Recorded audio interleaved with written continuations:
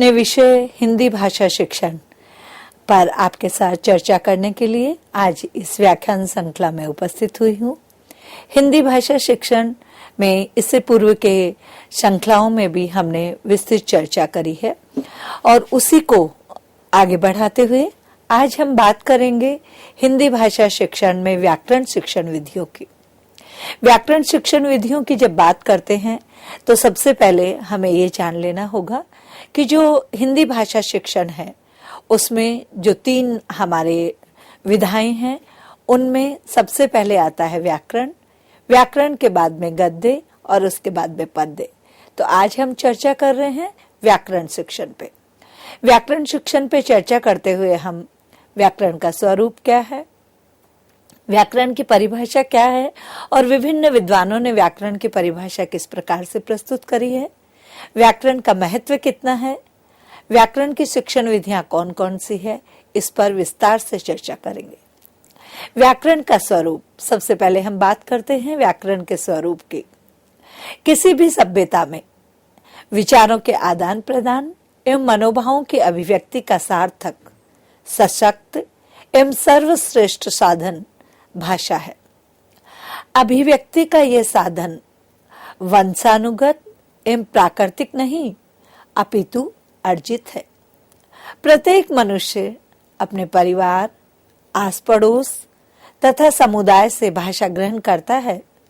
भाषा के द्वारा ही प्रत्येक सभ्यता की सांस्कृतिक धरोहर मौखिक एवं लिखित रूप में पीढ़ी दर पीढ़ी स्थानांतरित होती है। यानी कहने का तात्पर्य ये है कि यदि हम सभ्यता और संस्कृति को की धरोहर को यदि हम देखते हैं तो वो मौखिक या लिखित रूप में देखते हैं और एक पीढ़ी से दूसरी पीढ़ी में वो स्थानांतरण होती है। लेकिन इसका जो मुख्य साधन है, जो संसाधन है, वो भाषा है। समय के साथ साथ भाषा का विस्तार एवं प्रचार होने तथा अन्य भाषाओं से प्रभावित होने के कारण मौखिक एवं लिखित रूपों में अनेक रूपता स्थापित होने की संभावना बढ़ने लगती है। इसलिए भाषा में स्थिरता, एक रूपता, सर्वमान्यता प्रदान करना नितांत आवश्यक हो जाता है। व्याकरण के स्वरूप की जब हम चर्चा कर रहे हैं तो हमें इस बात पर भी गौर करना होगा कि इस लक्ष्य की पूर्ति हेतु भाषा को मानक रूप प्रदान किया जाता है। मानक रूप भाषा को सिद्धांतों एवं नियमों की परिधि में बांधता है। यानी मानक रूप हमने उसको कहा है। जब मैं एक उदाहरण से आपको समझाना चाहूंगी कि जब हम किसी चीज का माप करते हैं तो हम कुछ वाट या वजन को एक मानक रूप में निर्धारित करते हैं। ऐसे ही भाषा में मानक रूप में सिद्धांतों एवं नियमों की परिधि में बांधना है, जिससे भाषा का स्वच्छंद रूप नियंत्रित होकर शुद्ध, एक रूप तथा सर्वमान्य बनता है। इस प्रकार से भाषा को नियमित कर उसके सर्वमान्य रूप को स्थापित करना व्याकरण सम कहलाता है। भाषा के मौखिक एवं लिखित रूपों को शुद्धता एवं समरूपता प्रदान करने के लिए बनाए गए सिद्धांतों एवं नियमों के समूह को ही हम व्याकरण कहते हैं।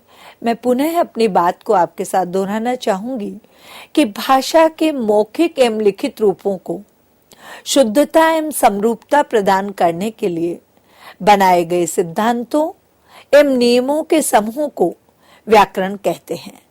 प्रत्येक भाषा की अपनी एक अलग व्यवस्था होती है।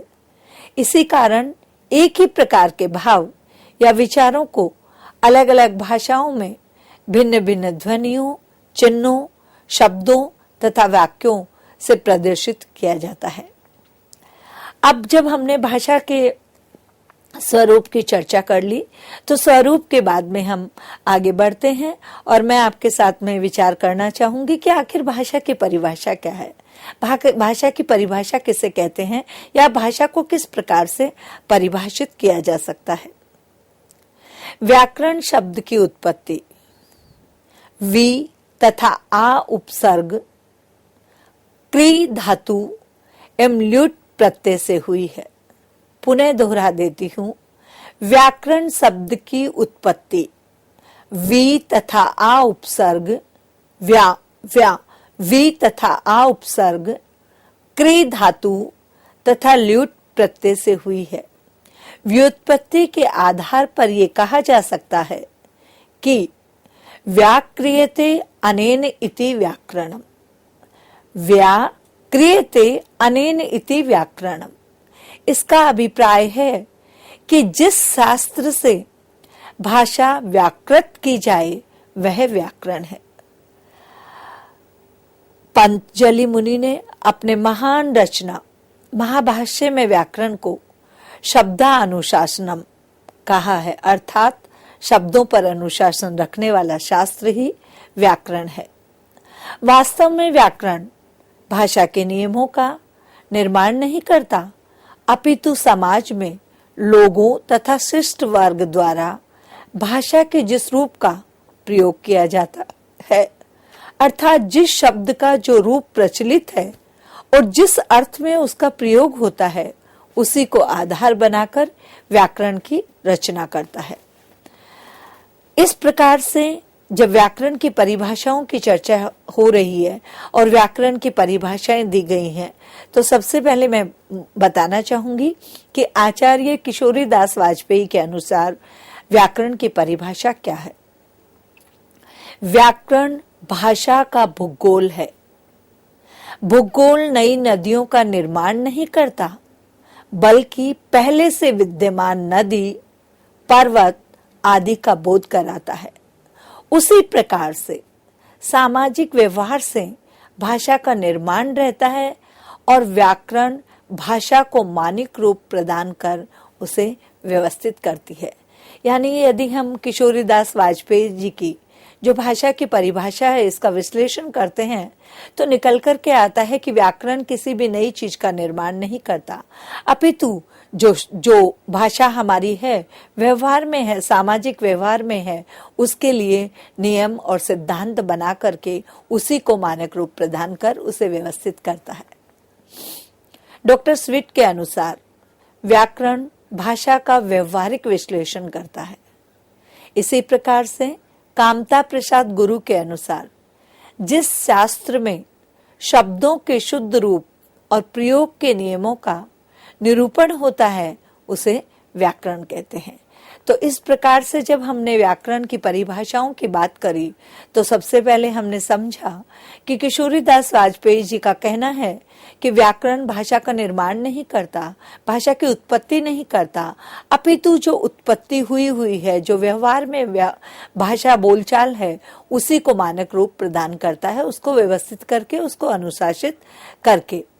और उसके बाद में जब हम आगे बढ़े तो आगे हमने देखा कि स्विट महोदय क्या कहते हैं, और स्विट महोदय ने अपनी भाषा की परिभाषा में कहा है, स्विट कहते हैं कि भाषा जो है वो एक प्रकार से व्यवहारिक विश्लेषण है।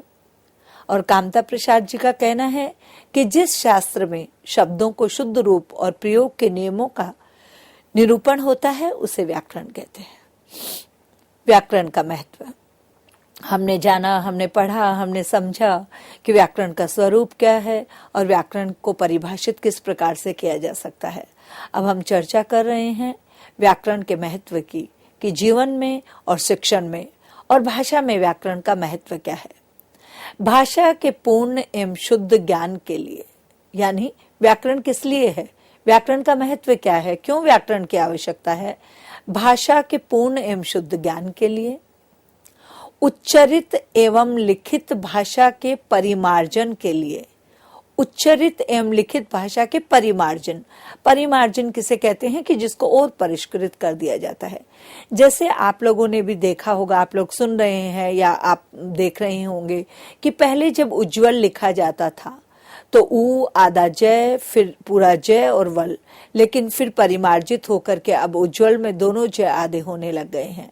इसी प्रकार से जब हम विद्यालय लिखते हैं तो वी द के नीचे हलंत, या लय ये विद्यालय, ध के ऊपर ये लगाने की कोशिश नहीं करते हैं।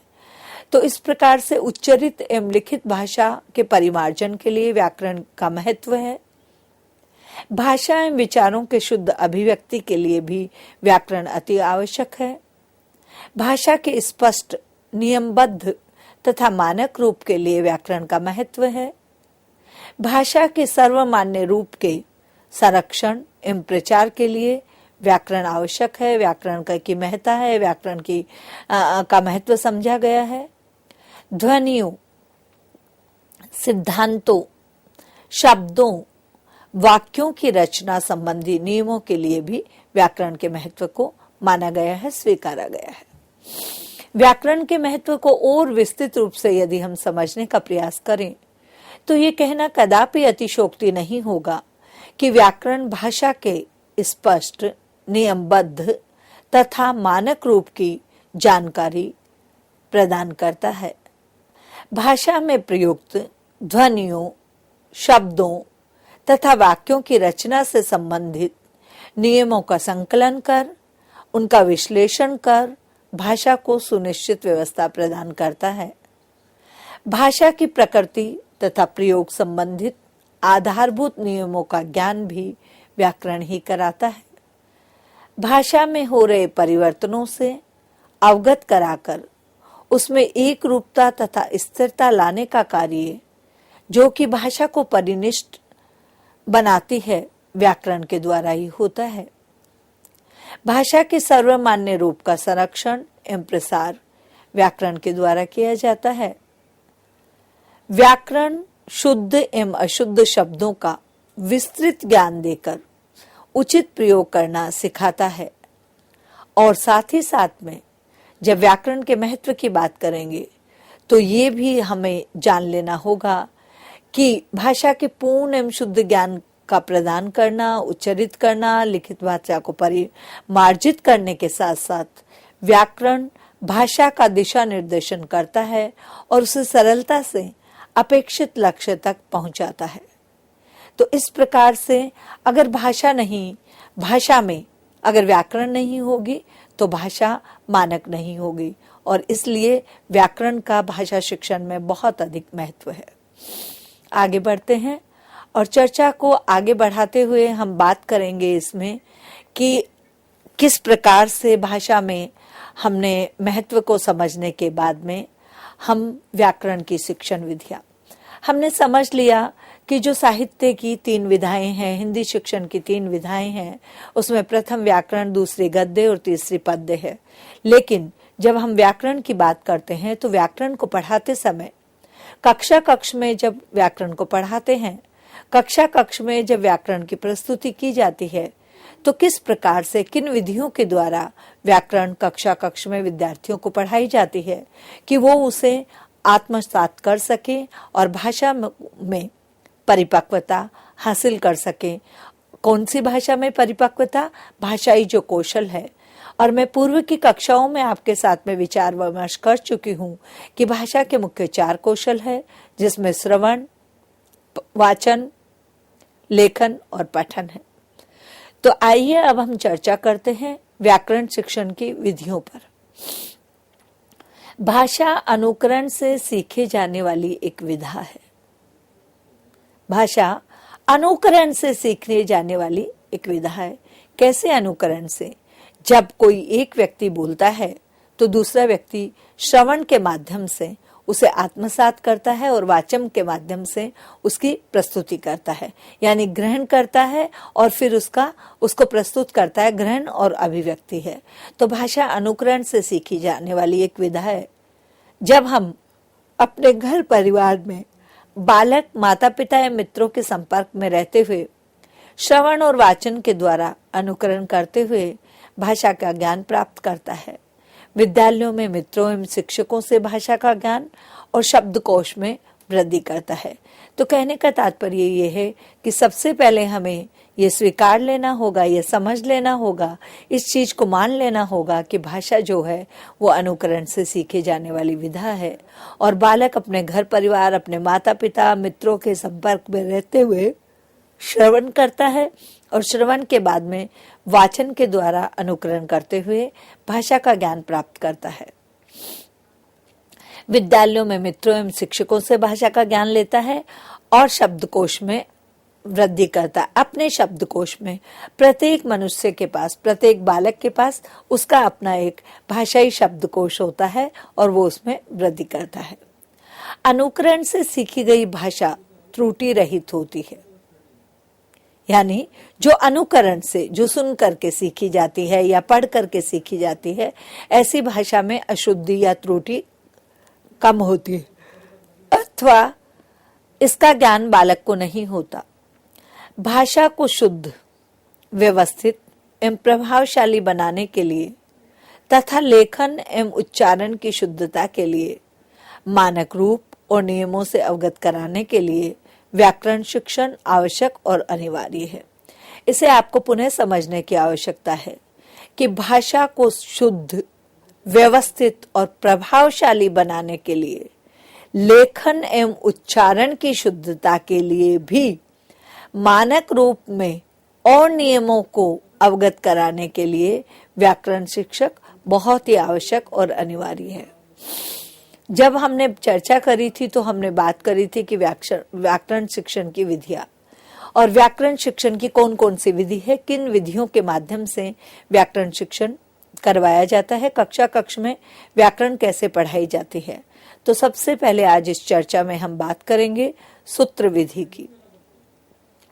देखिए, चाहे विज्ञान है, चाहे गणित है और चाहे फिर भाषा है, सबके अपने सूत्र हैं। सूत्र विधि शिक्षण की सबसे प्राचीन विधि है। व्याकरण में सूत्रों का बड़ा महत्व है। विद्यार्थी सूत्रों को कंठस्थ कर लेते हैं और उनके आधार पर शब्द रूप, धातु रूप, संधि, समास, छंद आदि के भेदों को समझते एवं आत्मसात करते हैं। ये विधि उच्च स्तर के लिए अधिक उपयोगी है।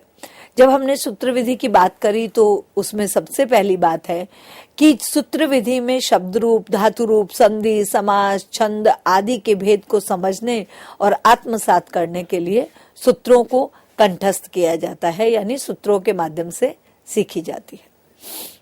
चर्चा को आगे बढ़ाते हैं और आगे आता है कि पाठ्य पुस्तक विधि। पाठ्य पुस्तक विधि कौन सी है? व्याकरण की पुस्तक के आधार पर कक्षा कक्ष में व्याकरण का अध्ययन करवाया जाता है।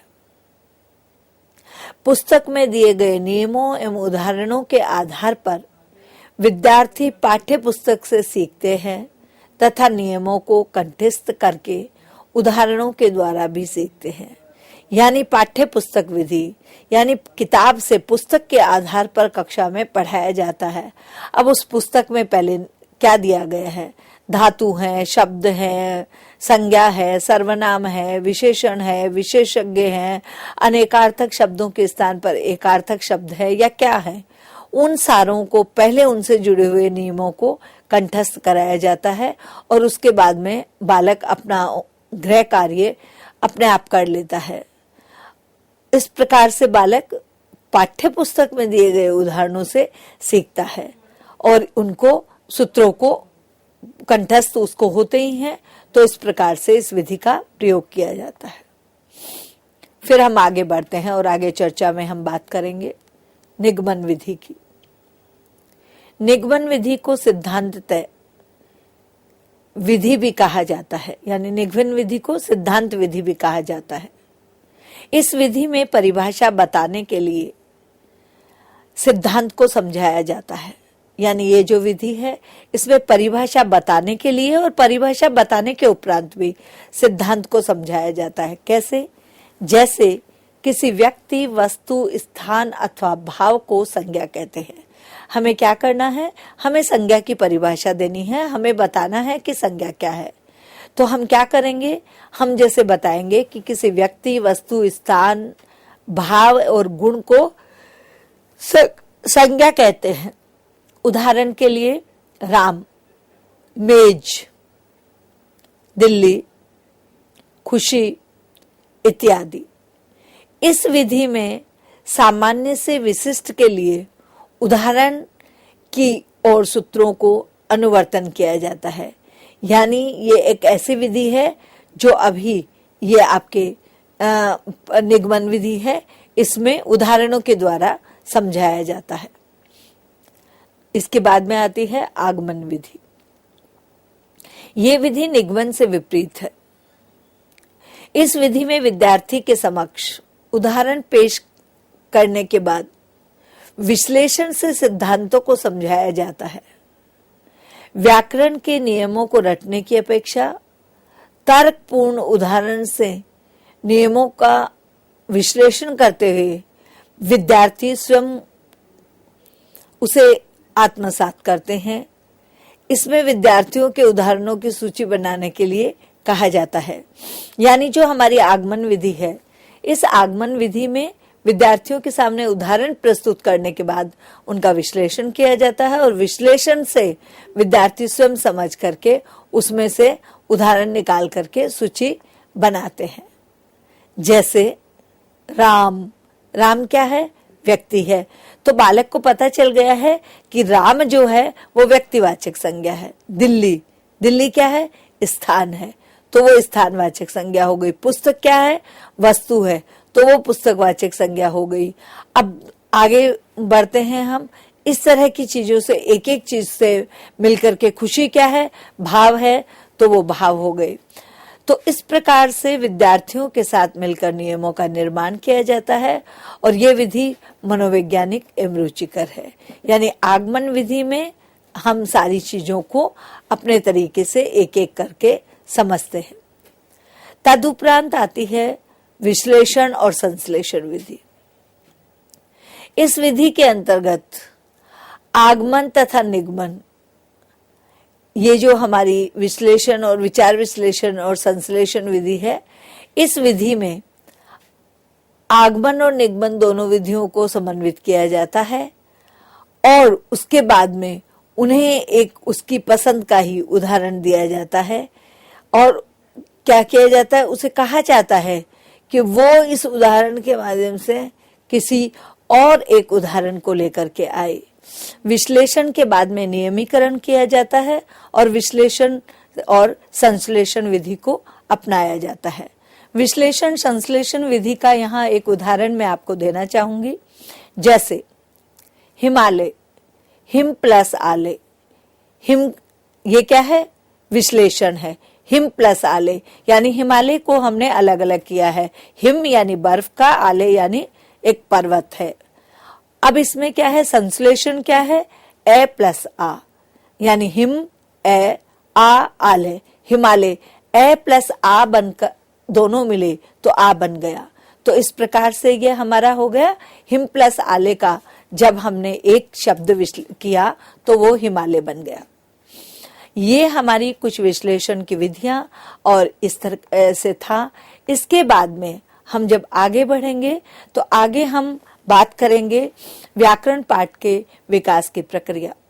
व्याकरण शिक्षण की मनोवैज्ञानिक विधि आगमन विधि है, जिसमें शिक्षक उदाहरणों के माध्यम से नियमों की ओर अग्रसर होता है तथा शिक्षक जब कक्ष में अध्यापन के लिए जाता है तब कुछ उद्देश्यों का निर्माण और निर्धारण भी करता है। अध्याय, इकाई, प्रकरण को पढ़ाने के पूर्व स्वयं की उपलब्धि को जांचने के लिए भी परीक्षण का सहारा लिया जाता है। तो अब हम जो अगला हमारा चर्चा का विषय रहेगा वो रहेगा कि हम पाठ की किस प्रकार से उसका विस्तार करते हैं। आज के इस व्याख्यान श्रृंखला में हमने जो पढ़ा, जो चर्चा करी, जो विचार विमर्श किया, वो हमें एक बार पुनः दोहरा लेना चाहिए। और सबसे पहले मैंने आपको बताया कि व्याकरण का स्वरूप क्या है, व्याकरण कैसी है। स्वरूप के बाद में हमने चर्चा करी व्याकरण की परिभाषाओं की, जिसमें मैंने मुख्य रूप से आपको बताया कि व्याकरण की हुई उत्पत्ति वी प्लस आ उपसर्ग क्री धातु ल्युट प्रत्यय से हुई है, यानी व्याक्रियते अनेन इति व्याकरण। उसके बाद में जो हमारे किशोरी दास वाजपेयी जी ने परिभाषा दी, स्वीट महोदय के अनुसार परिभाषा ली गई, कामता प्रसाद गुरु जी के संबंध में ली गई, उनकी विशेषताओं के बाद में व्याकरण का जीवन में महत्व क्या है। जब तक भाषा का प्रचार प्रसार चलता रहेगा, मनुष्य भाषा को दोहराता रहेगा, तब तक महत्व हमारा रहेगा। और महत्व के बाद में हमने बात करी व्याकरण की शिक्षण विधियों की, जिसमें मैंने आपके साथ आज चर्चा करी सूत्र विधि, पाठ्य पुस्तक विधि, निगमन विधि, आगमन विधि, और आगमन विधि के बाद में विश्लेषण और संश्लेषण विधि। और अब हम चर्चा जो अंतिम करने जा रहे हैं वो है व्याकरण पाठ के विकास की प्रक्रिया, यानी व्याकरण के पाठ के विकास की प्रक्रिया किस प्रकार से होती है। इन्हीं शब्दों के साथ मैं अपने इस व्याख्यान को विराम देती हूँ। और अगला जो हमारे ये व्याख्यान होगा, इसमें आज हम ये देखेंगे कि किस प्रकार से जब कक्षा में एक शिक्षक हिंदी भाषा में व्याकरण पढ़ाने जाता है तो व्याकरण की पाठ योजना की प्रक्रिया, सोपान और चरण क्या होते हैं। नमस्कार, धन्यवाद।